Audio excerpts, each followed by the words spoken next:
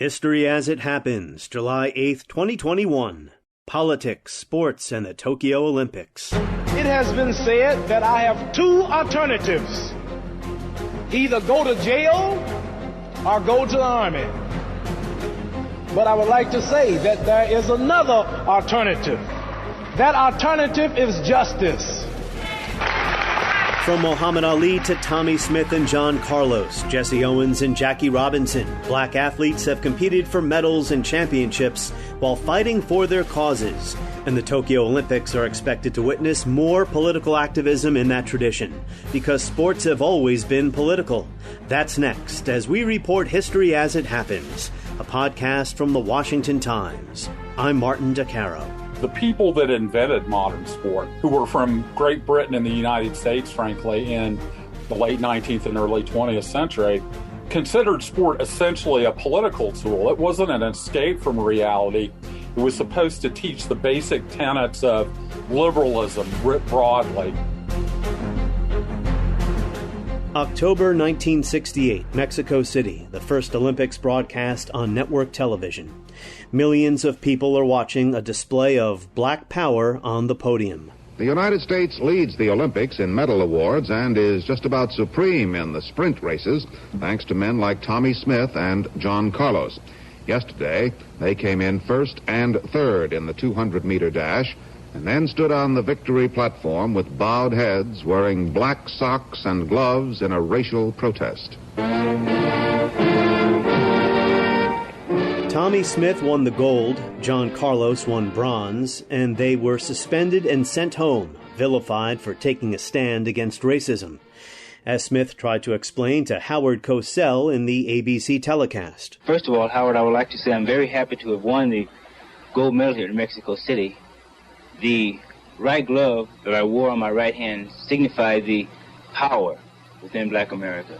The left glove my teammate John Carlos wore in his left hand, made in art, my right hand to his left hand, also signify black unity. The scarf that was worn around my neck signified blackness. John Carlos and me wore socks, black socks without shoes, to also signify our poverty.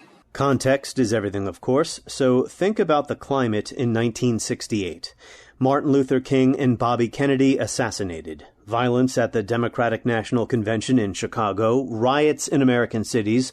By the time the games were played in Mexico City, Americans were just weeks away from electing a new president at the height of the Vietnam War, a war opposed by one Muhammad Ali. My conscience won't let me go shoot my brother or some darker people or some poor, hungry people in the mud for big, powerful America and shoot them for what? They never called me nigger. They never lynched me. They never put no dogs on me. They never robbed me of my nationality, raped and killed my mother and father. What, I'm going to shoot them for what? How can I go shoot them? Them little poor little black people, little babies and children and women. How can I shoot them poor people? I would just take me to jail. So now let's consider the climate in our country today. Not quite as tumultuous and bloody as '68, but we do have our issues. Racial injustice is still very much on the minds of athletes such as Gwen Berry. She will be competing in Tokyo. She was severely criticized for turning her back on the national anthem when it was played as she stood on the podium at the Olympic trials. Some politicians said she should be kicked off the team. Berry, in an interview with BNC News, explained why she did it. History. If you know your history, you know the full song of the national anthem. The third paragraph speaks to slaves in America, our blood being slain and pilfered all over the floor. Mm-hmm. It's disrespectful, and it does not speak for Black Americans. It's obvious. There's no question. So the national anthem, the third verse. I'm not going to sing it for you now. I will spare you my awful singing voice. It's never played at sporting events, but here's what it says. And where is that band who so vauntingly swore that the havoc of war and the battle's confusion, a home and a country should leave us no more? Their blood has washed out their foul footsteps' pollution. No refuge could save the hireling and slave from the terror of flight or the gloom of the grave.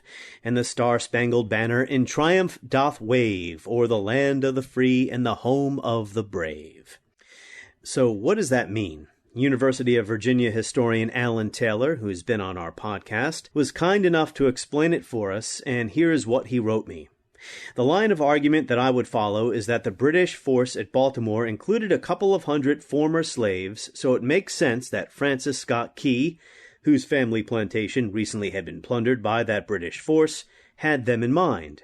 The argument that prefers to see no evil in the national anthem says that Key meant that the British had coerced through impressment sailors to serve in the Royal Navy. Neither position can be proved correct for want of any statement from Key about what he meant when he wrote those lines. So there you have it from our friend Alan Taylor. Now, if Berry or other athletes intend to protest or make a statement in Tokyo, there's another issue they have to deal with, and that is when and where they'll be allowed to do it. The International Olympic Committee recently loosened its rules just a bit, so athletes can wear an article of clothing or make a symbolic gesture like taking a knee before the start of their events, but at no other time, and most locations are still off limits for protest. So in a moment, we're going to speak to Penn State historian Mark Dyerson about the long history of politics and sports, especially black activism. I do think sport is essentially and inherently political. But first, we're going to check in with the Washington Times sports reporter Andy Koska, whose coverage of the Olympics can be found at WashingtonTimes.com. Andy, welcome to the podcast. Hey, thanks for having me. Let's start with Gwen Berry, the hammer thrower who qualified for the Olympics. She recently protested systemic racism on the podium at the Olympic trials. What can you tell us about her and her activism and maybe what she plans on doing in Tokyo? Well, that's a good place to start. First off, she's from Ferguson, Missouri. Her father is an Iraq War veteran, so she very much understands the cost of what veterans go through. She's tweeted herself that she doesn't hate the country. She just wants to bring attention to systemic racism. So she first began actually protesting during the anthem by raising her fist at the 2019 Pan American Games. That was met with a 12-month ban from the U.S. Olympic Committee, but the U.S. Olympic Committee walked that back pretty soon after in 2020. They said athletes can make demonstrations like that. They can kneel, those types of things. So she was allowed to completely within the rights of the U.S. Olympic Committee at the U.S. Olympic trials last week when they played the anthem during the podium ceremony, when she kind of turned away from the flag and then held up a T-shirt that said athlete activist, I believe it was. She has an issue with the national anthem itself, correct? She described in an interview with ESPN that it's especially that last line to her. She looked at that before she started protesting and wondered, does that extend to minorities as well? With the well-documented cases of unarmed African-American people being killed by police, which happened in Ferguson, which really resonated with her. Yeah, I think I caught an interview with her, or maybe it was just a tweet in which she took issue with the third verse of the national anthem and its reference to hirelings and slaves. But you mentioned the U.S. Olympic Committee reversed its ban on political activism, but the International Olympic Committee says it will enforce its ban. How is that going to work if someone, say, like Gwen Berry, decides to raise her fist on the podium? That's kind of the interesting thing is, I don't know. I don't think many people know, because right now the IOC says any athlete protest is a case-by-case basis, and it's going to be kind of reviewed by the IOC. It's going to be reviewed by the athlete's home country's Olympic Committee. What those details are, they have not actually detailed at all. I assume it would probably look a little something like what the U.S. Olympic Committee did to Berry in 2019 with a competition ban. Well, there is this sense that American athletes are viewing the Olympics as a place where they might be able to make a statement about something that's important to them. But the IOC conducted a poll of Olympic athletes from all over the world about whether they want to see protesting during the games. What did it find? Overall, 70% of Olympic athletes said they didn't want protests on the field of play or during ceremonies or during the podium ceremonies. But if you break it down like country by country, it shows a little bit different. So China, for instance, if you ask Chinese athletes, 91% of them said we don't want such protests. If you look at American athletes, only 53% said they do not want such protests. So it varies a lot by country. I think that says just a lot about culture, of course. In America, peaceful protests, that's practically the backbone of this country. That's a huge part of what makes America America, is that you can make such statements. Exactly. Chinese athletes probably won't criticize their own government in Tokyo. Exactly. Yeah, it's a little bit different. But one of the things people also mentioned was the poll asked, where would this be allowed? Where would you feel comfortable with protests and things like that? And most of the respondents said you can make statements in the media, maybe in the mixed zone during interviews, but they would probably feel more comfortable if it wasn't on the actual field of play.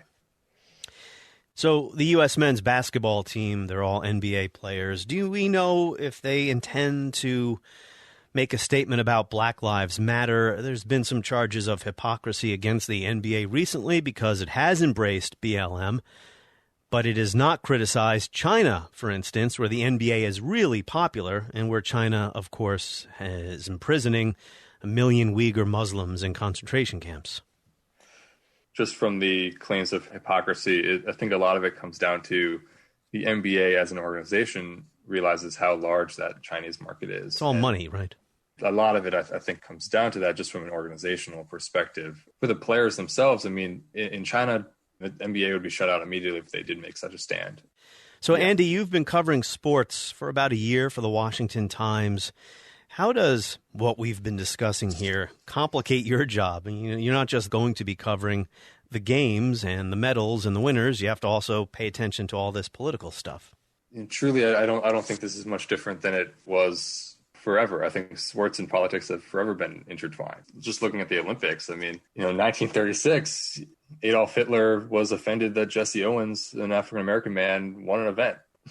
If you want to get offended by peaceful demonstrations, that people can be. I mean, you can get offended by almost anything these days. But the fact that Hitler was offended, it wasn't Jesse Owens' problem. It was Hitler's problem. So I think the same thing is going to happen with the 2021 Olympics here. If somebody makes a demonstration on the podium, I'm sure there will be a large faction of people that are offended in some way. That's their problem, not so much the athlete who is making a stand on something they're very passionate about. Andy Koska, good luck with your coverage of the Summer Olympics. We look forward to reading your reports at WashingtonTimes.com. Mark Dyrison has an interesting academic background. He's a professor of kinesiology and of history, and he is the director of research and educational programs at the Penn State Center for the Study of Sports in Society. And he has written extensively about the intersection of politics and sports. Mark Dyrison, welcome to the podcast. Great to be here. Let's begin with a big picture question. The notion that we want our sports to serve as an escape from reality, that an event such as the Olympics should be a platform for expressing patriotism. But the reality has always been sports and politics, sports and activism have been mixed, right? Right. I agree with that. And I think the escape from reality notion is overblown in some ways. The people that invented modern sport, who were from Great Britain and the United States, frankly, in the late 19th and early 20th century, considered sport essentially a political tool. It wasn't an escape from reality. It was supposed to teach the basic tenets of liberalism broadly, classical or progressive, whatever sort of form. The rules for games were analogies for constitutions, the checks and balances, having umpires, the notion of equality on the playing field, at least of the conditions of competition, and to some extent, even in the 19th century, although we always fell short of the ideal of the equality of the opportunity to compete, the common ground it was supposed to build. Sport was a tool to create in modern urban industrial societies common ground. And so I would argue has always been inherently political. So it's fascinating that this notion of it being separate from politics and just escapism has popped up among some folks who want to use it for their own purposes. And of course, the politics has not always come in the form of activism. We can touch on the NFL in a little bit and its pro-military pregame ceremonies, which were, of course, political, but not necessarily controversial, say, as Colin Kaepernick taking a knee. We'll get to that in a moment. The times during which we live influence the substance and tone of protest, of course. So today, for instance, social activism is involved very much with Black Lives Matter, civil rights, correct? Absolutely. So the temper of the times have a huge impact on how a variety of groups use sport as narratives to tell stories about what they think is going on in the culture and what ought to change. I do see some continuity because race has always been at the center of sport. That notion of equality, even in the 19th century, as the United States first started going to the Olympic Games as they were created, part of the national mythology we constructed from the very beginning was, why do we win Olympic medals? Why do we, and we have done better than most other nations historically? It's not because we have better athletes, it's because we have a superior society.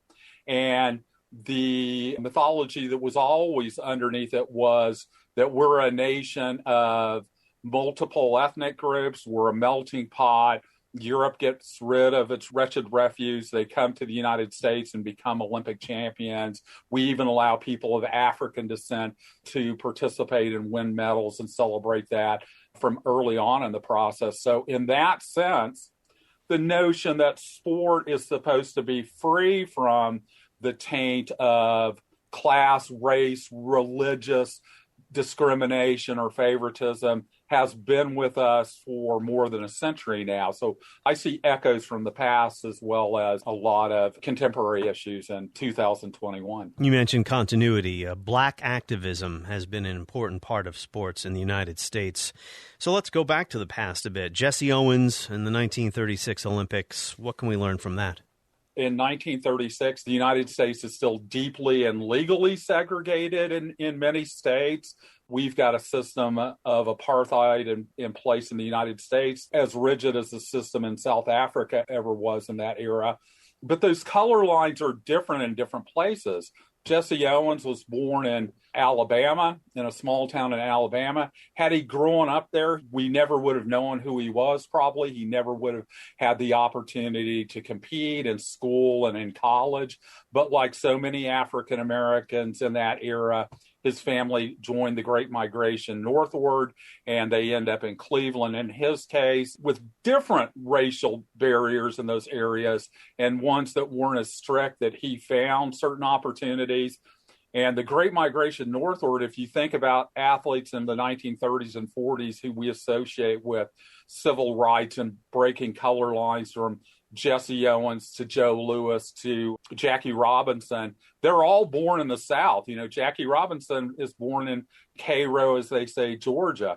His family moves to Pasadena. So Owens comes to the fore in a time in which race is always an internal American question.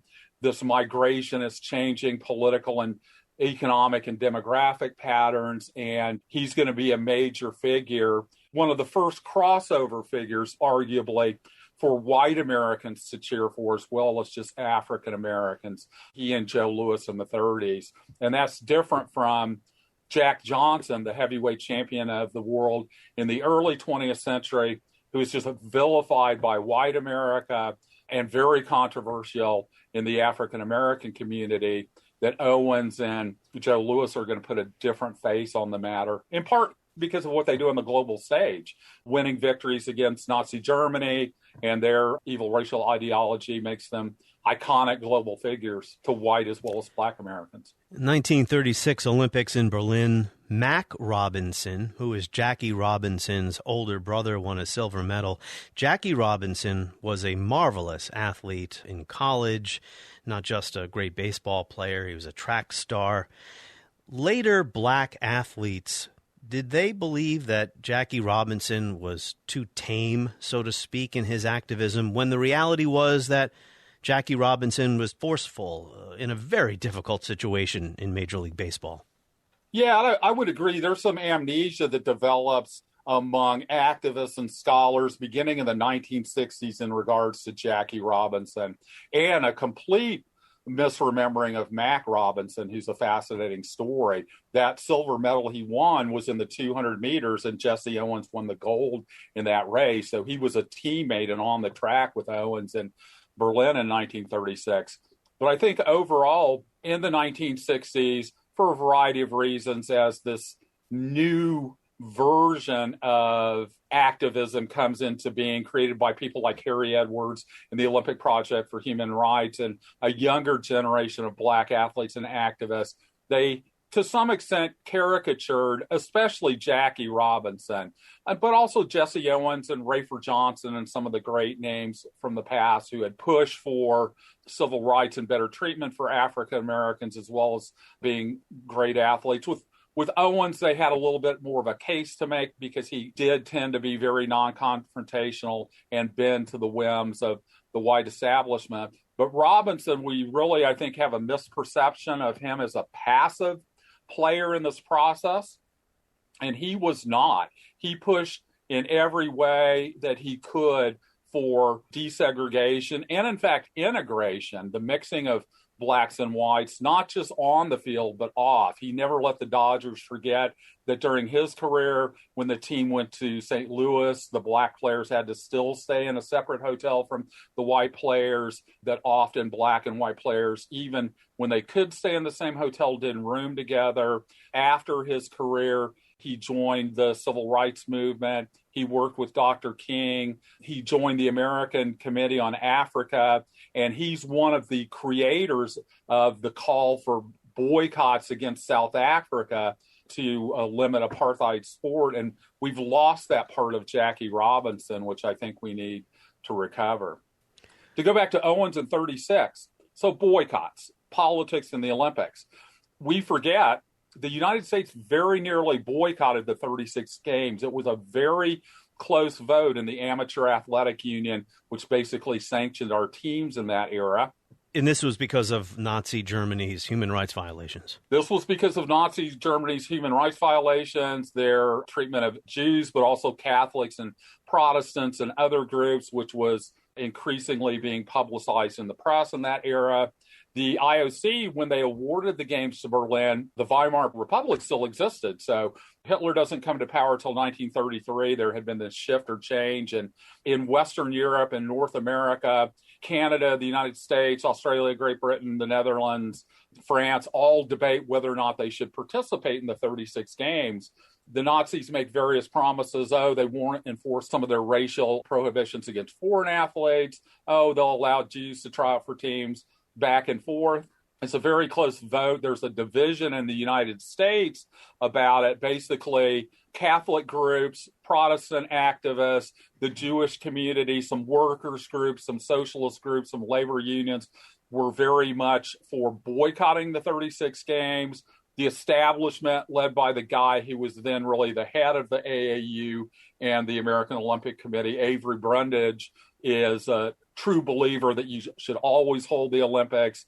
And he manages to, in a very narrow vote, get the U.S. to agree to go to the 36 Olympic Games.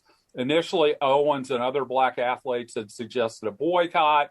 They had gone, the athletes themselves, back and forth. The NAACP wanted to boycott, the Congress of Racial Equality, but it was a very divisive issue in the black community, in part because the position that African Americans were in, they had made sport a crucial part of the civil rights process from the late 19th century. That getting access to playing fields, black success in athletics was crucially important to convincing whites that blacks could function in American society, and to give up that opportunity to demonstrate their talents and push the case against color lines is giving up an awful lot. So it's divisive in the African American community in 1936.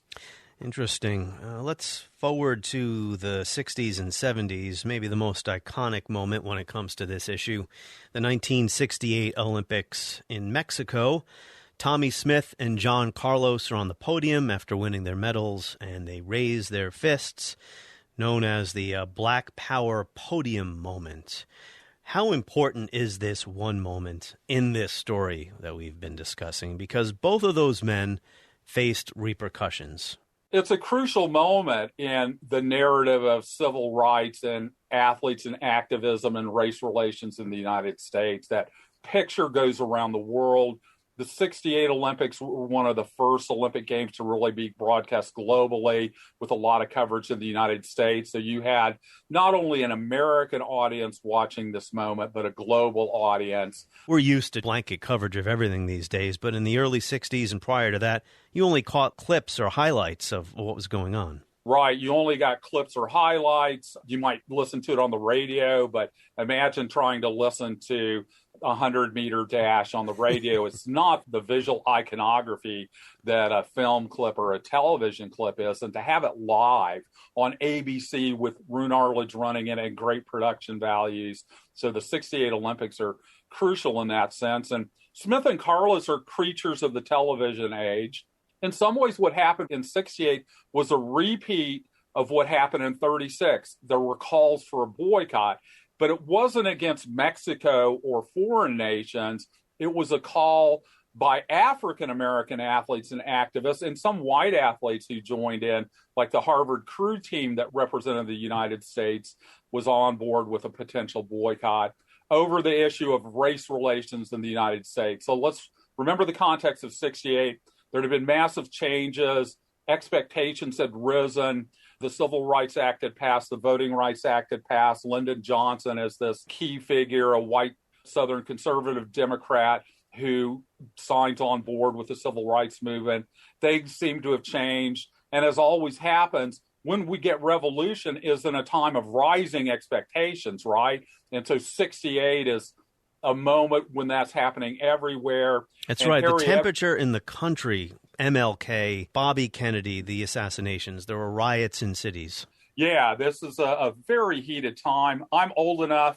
I was born in 1959, so I remember vividly watching the 68 Olympics on television and seeing the RFK assassination, the King assassination. You know, that was part of the zeitgeist, so tensions are high. Harry Edwards is a fascinating guy who really understands the theater of politics, and he had been working on boycotts even before this at San Jose State University, where he coached and taught. He had led some protests about race relations on campus, and he comes up in 67 or so with this Olympic Project for Human Rights and threatens a boycott of African Americans and their allies, basically against the American Olympic establishment, that they're not going to go unless this list of demands are met, which included South Africa's already been booted out of the Olympic community, so they're not going to be at Mexico City, but they were still fighting about it. So South Africa's not supposed to go. They want Brundage, who's now the head of the IOC, removed as president of the IOC. They want more black coaches on the Olympic team. You know, Edwards is a master of getting publicity, but once again, this is a very divisive issue in the United States as a whole and within the black community and among athletes. If you're Tommie Smith and John Carlos, who were coached by Edwards at San Jose State, who knew him intimately, were a part of the Olympic Project for Human Rights, you're really wondering whether you want to give up that shining moment in the Olympic spotlight for the cause. So Edwards was able to convince basketball players who had NBA futures like Lew Alcindor, who's about to become Kareem Abdul-Jabbar, to boycott. He doesn't go. A bunch of other black college players and white college players refuse to go because they're not giving up what Smith and Edwards are. And so when the demands are only partially met, Edwards basically gets together and the athletes say, you know, we want to run. This is our one chance. But we'd also like to do something. We'd also like to demonstrate. And so Edwards is advising them in Mexico City, potentially, if they do win a medal on a global stage, they know the power of TV, what kind of protests they might make. So that's the backdrop. And I didn't realize until today that the Summer Olympics, is this correct, in Mexico City took place in October. In 1906. So the DNC, the violence at the Democratic National Committee, had already taken place, to our earlier point about the temperature being raised in the country at the time. We haven't talked about summer riots in 68 had already taken place, We haven't talked about Muhammad Ali yet. He lost his belt because he refused to be drafted into the armed forces. Ali, you know, he took a stand. He put principle ahead of self-interest. Certainly did not help his boxing career. No, and one of the planks in the Olympic Project for Human Rights list of demands was that Ali be reinstated and made the heavyweight champion of the world again and allowed to compete, and that the charges be dropped against him. And he and Edwards are tight. They appear together. Jabbar, Jim Brown, there's a whole host of athletes who are on board with this. Jackie Robinson participates to some extent. There's a nexus between what's going on with Ali. And yeah, Ali's a fascinating character in some ways. He was not a deep political thinker, but he certainly had religious convictions. And in that moment I don't know if he entirely knew all of the ramifications of what was going to happen, but he was willing to potentially sacrifice millions of dollars and his status and his fame for what he believed in. And he was certainly a hero to the people on the side of athletes as activists in that era. There's a real generational split in both white and black America. Greatest generation were not that on board with Ali, consider him a rabble rouser, but younger folks really gravitated to Ali. And remember, it's the 60s and the generation gap. That's all playing in too. As you said, the Olympics are in October. Remember, in the first week of November, we're going to have the election of 1968, Richard Nixon and Hubert Humphrey. So it's a supercharged, it's a crackling environment. And the Vietnam War, of course, overshadowing the election as well. So earlier I referred to a different kind of activism, if you will, more a pro-American or patriotic type of activism that the NFL engaged in that received some attention during the Colin Kaepernick controversy. So Kaepernick starts taking a knee during the national anthem to protest police brutality. And this was happening at a time when the Pentagon, as we know, was paying for some of these flag ceremonies and support the troop ceremonies before NFL football games. That type of activism received less scrutiny, though, than Kaepernick's. Why do you think that is? Yeah, and it certainly received some attention and in some circles was controversial. So there were always critics out there about the relationship between the National Football League and the U.S. military, which had some contracts signed about advertising and flyovers and ceremonies. And particularly, the military was smart about it. The Super Bowl, which is the biggest shared experience in American history. The reason it's not controversial, frankly, is because I think the American public in general was not very troubled about those linkages. It didn't. It's an obvious them. Question, right? Who's going to not support the troops? If you're told to stand and honor the flag and support the troops, and we're at war, of course, during some of this, we still are at war. My own position, this is my own personal view. I don't understand why we have to have these patriotic loyalty tests before a sporting event. I digress. So go ahead. And that is very controversial, and the shadow of 68 still looms. And in the contemporary United States, regardless of political ideology, what side of the spectrum you're on, supporting the troops seems to be the one common cause we have left. Even that maybe might be breaking down as we speak, but the 80s and 90s and early 2000s when the NFL has this relationship, it doesn't seem too controversial. Everybody can get behind it. But that makes a nice segue back to 68, because it's sort of what happened with the U.S. Olympic Committee and official endorsements of political stances versus allowing athletes to do their own thing. So the United States in 68 claimed it had a long policy of not dipping the flag at opening ceremonies of the Olympic Games. And the USOC, the United States Olympic Committee, was behind this. Please explain what you mean by dipping the flag for those who aren't familiar. I would guess most of your listeners have seen an Olympic opening ceremony when the nations parade in behind the flag of their own nation. The national teams on the opening night parade in. That tradition starts in 1908. It's not there in 1896 at the first modern Olympics. Protocol, sort of following international diplomatic protocol, has been when the national teams pass by the box or seats where the heads of state of the host nation are, as a sign of respect, they dip their flag, they lower their national standard. And the United States had a tradition of not doing that for a variety of reasons.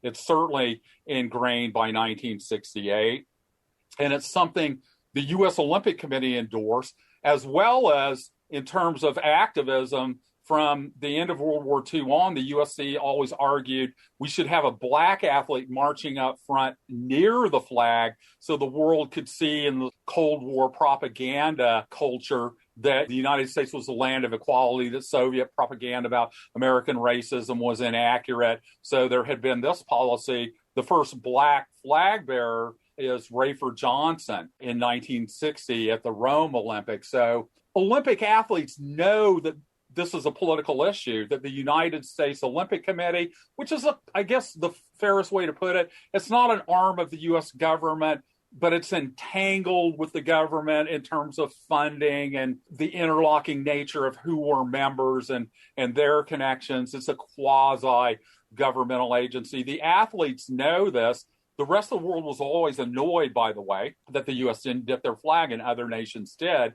And you get these weird ironies where the world press corps is complaining about the U.S. The Soviets, when they rejoined the Olympics in 1952, did like the U.S. and didn't dip their flag. And we get mad at Squaw Valley in 1960, where the Soviets and the Poles and some other Eastern European nations don't dip to Richard Nixon, who's vice president in there, because Eisenhower didn't want to go to cold Squaw Valley, and yet the U.S. doesn't dip its flag. So that was already in the air in 1968. There was a hammer thrower named Harold Conley, who people have forgotten about, but he's a fascinating character. He's the guy who won a gold medal in the hammer in 1956 in Melbourne and had this very public romance with Olga Fikatova, a Czech gold medalist in the discus. They got married, this Cold War love story. You know, she immigrated from Czechoslovakia to the U.S. She competes on the U.S. team. Olga and Hal Connolly were big peace activists and internationalists. And Hal Connolly says, elect me flag bearer. By that point, we're letting the athletes decide, and I'll dip the flag. You know, this is rude. This is wrong. And the USOC, you know, is not going to have that. And so a lot of the athletes are already thinking the structure of the American Olympic Committee can have their politics front and center at the games. Why can't we as athletes engage in our own political statements? They're not buying this sport and politics are separate. Good segue to the present moment. So we're heading into the Tokyo Games a year late because of the pandemic, and the International Olympic Committee says it will enforce its ban on political statements, activism. Well, let me ask you two questions. How is it going to enforce that?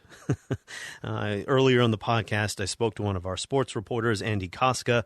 He said it might come in the form of a ban on future competition. And secondly, what do you think of that ban at a time when so many athletes, as you just explained, want to express themselves and call attention to important issues on a global stage, the Olympics? The IOC imagines it's still in an older era in terms of this. It is going to be fascinating to how are you going to enforce it.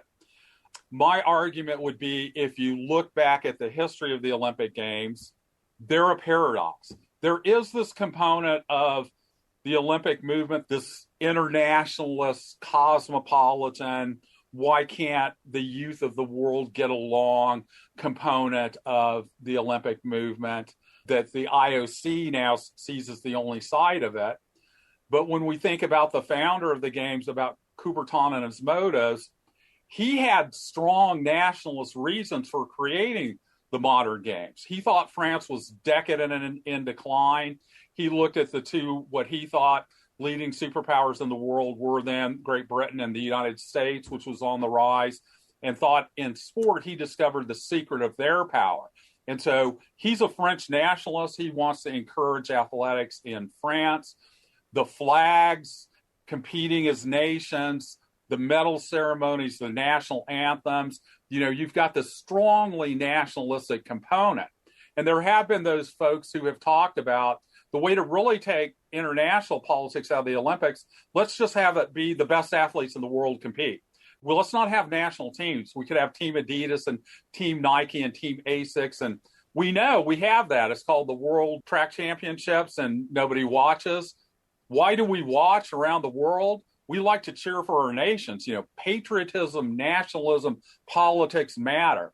And so the IOC is, I think, in their Michael Jordan-esque alchemy, even Republicans buy shoes, even supporters of autocratic regimes buy tennis shoes. They want to be all things to all people, but I think it's a recipe probably for disaster in terms of enforcing it. A final question to you is, what would you say to Americans who maybe are tired of all this politics and they bristle at some of these protests? What would you tell somebody who's going to be watching the Olympics soon and doesn't want to see any of this?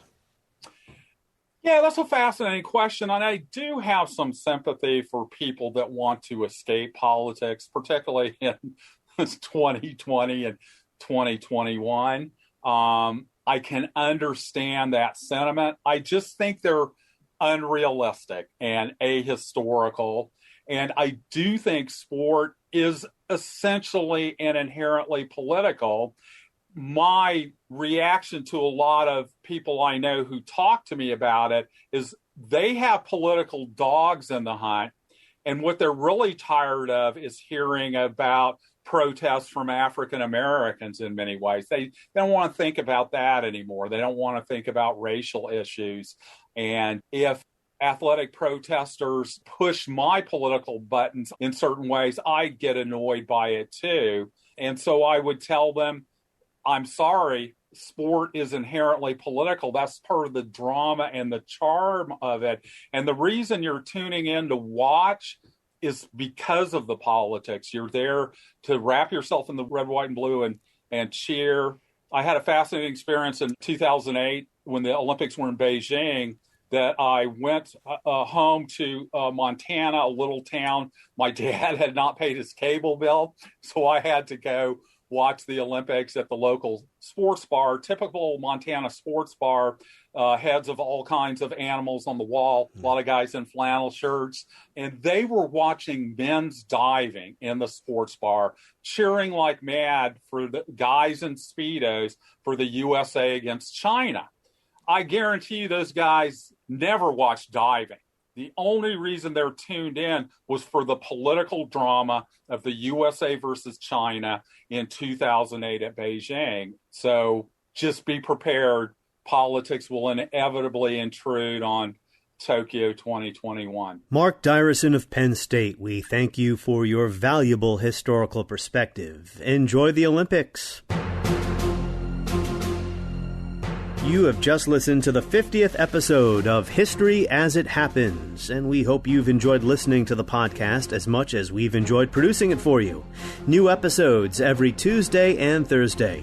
If you have an idea for a subject you'd like us to discuss, send me an email, mdicaro@washingtontimes.com. And maybe we'll tackle it as we report History as It Happens, a podcast from the Washington Times. See you next time.